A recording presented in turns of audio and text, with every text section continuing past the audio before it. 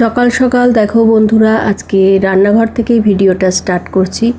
তো দেখো সকাল সকাল আমি ঘুম থেকে উঠে চা একটু খেয়েছিলাম, তারপরে দেখো ঘুগনি বসিয়ে দিয়েছি, আর এদিকে বসিয়েছি আলু ভাজা, পটল ভাজা হচ্ছে। আজকে তো জামাই ষষ্ঠী, তো আজকে তো উপোস আছেই, তার সাথে আছে খাওয়া দাওয়ারও পর্ব।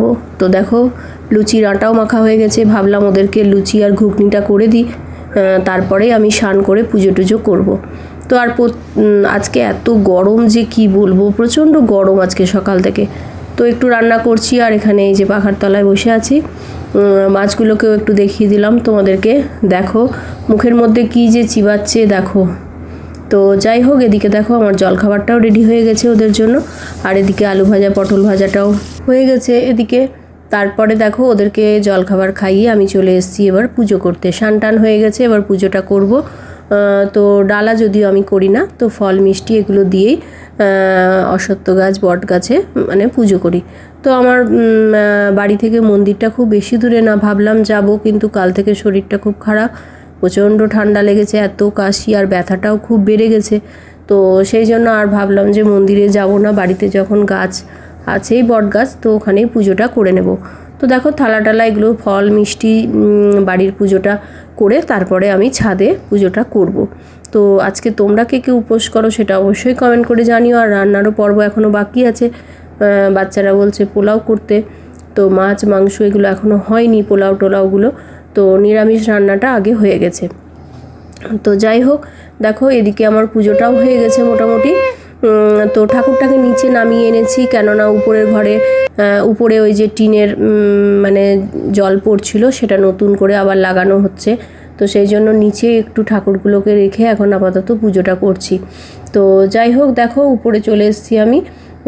তো এখানেই মানে টবেই আছে আমার ছাদে, তো ভাবলাম যে এখানেই পুজোটা করে নিই, আর মন্দিরে রোদের মধ্যে যাব না। আর আজকে এত রোদ যে কি বলবো, প্রচণ্ড পরিমাণে রোদ, ছাদেও অতিরিক্ত রোদ, যে বেশিক্ষণ বসা যাচ্ছে না।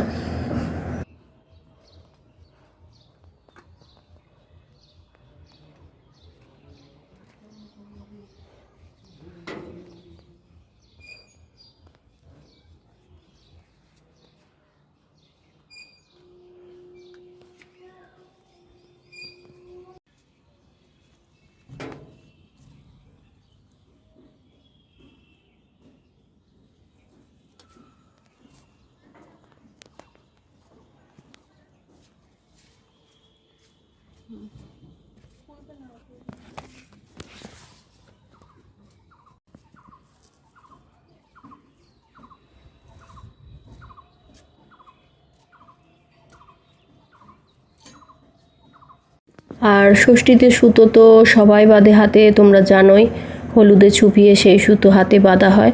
তো মা ষষ্ঠীর আশীর্বাদে সবার জীবন সুখ সমৃদ্ধিতে ভরে উঠুক, এই প্রার্থনাই করি। আর আজকের দিনটা সবাই ভালোভাবে কাটাও। তো দেখো আমার পুজোটাও হয়ে গেল, তারপরে তো পাখার বাতাস করতে হয়, তোমরা সকলেই জানো। সেই পাখার বাতাসটা বাচ্চাদের মাথায়ও করি। তো যাই হোক, পুজোটা ভালোভাবে হয়ে গেল, এবার রান্নাবাড়ির পর্বও আছে।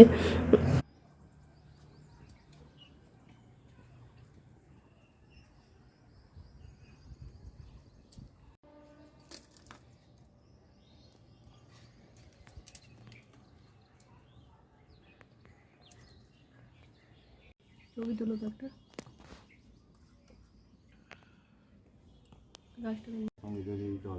এই সুতোকে 7 সুতো বলা হয়। চিড়ে দই খই, খই দই তেল হলুদ দিয়ে মা ষষ্ঠী পূজা করার নিয়ম। পূজার শেষে ছেলে মেয়েদের কপালে হলুদ ছুঁয়ে ওই 7 সুতো তাদের ডান হাতে বেঁধে দিতে হয়।